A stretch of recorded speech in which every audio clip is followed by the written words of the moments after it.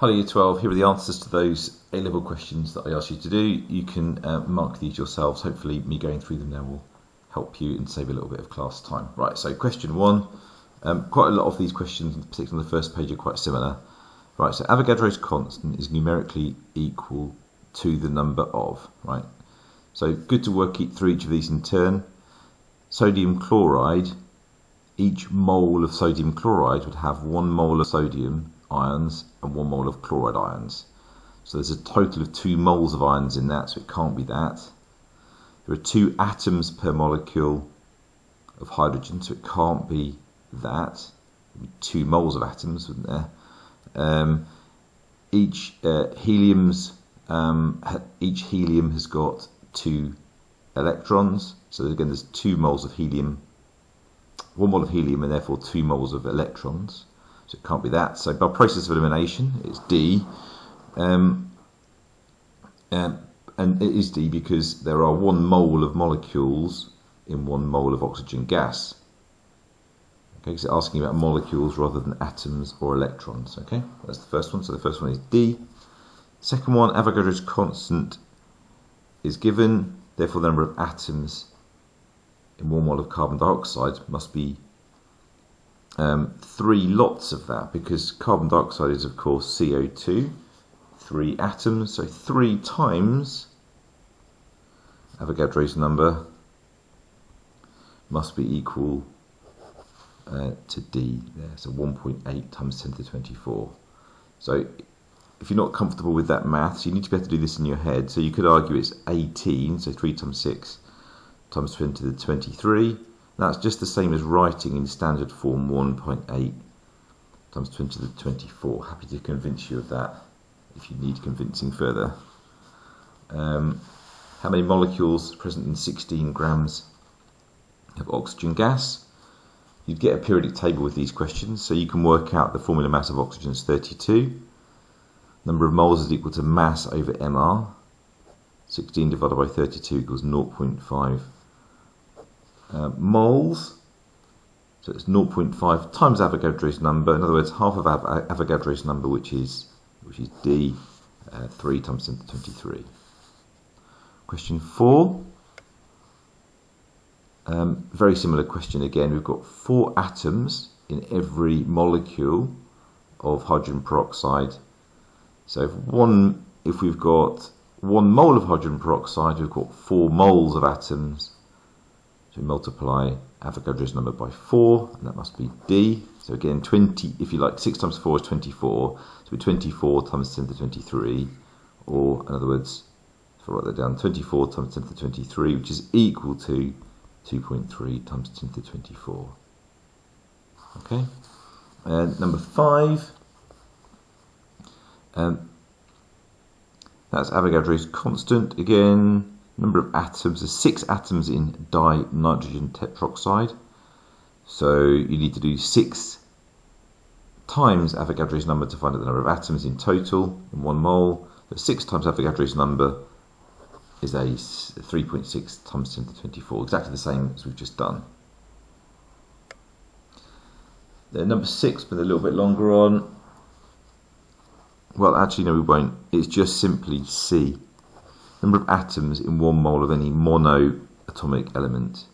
It can't be just any element, because some elements like H2 or Cl2 or O2 or N2 or all the halogens are diatomic, so you get twice this number of atoms for every mole of the element. That one just doesn't make any sense, and that doesn't make any sense, so it has to be C. Question 7.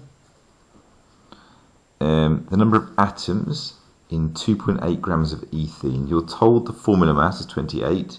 You're told you've got 2.8 grams. The number of moles as N is equal to 2.8 over 28. You can do that in your head, is 0.1. 0.1 moles of atoms. Sorry, 0.1 moles of C2H4 ethene molecules. So we need to multiply that by 6 because there's 6 atoms. So it's 0.6 moles of atoms, 6 atoms per molecule. and then need to multiply that by Avogadro's number.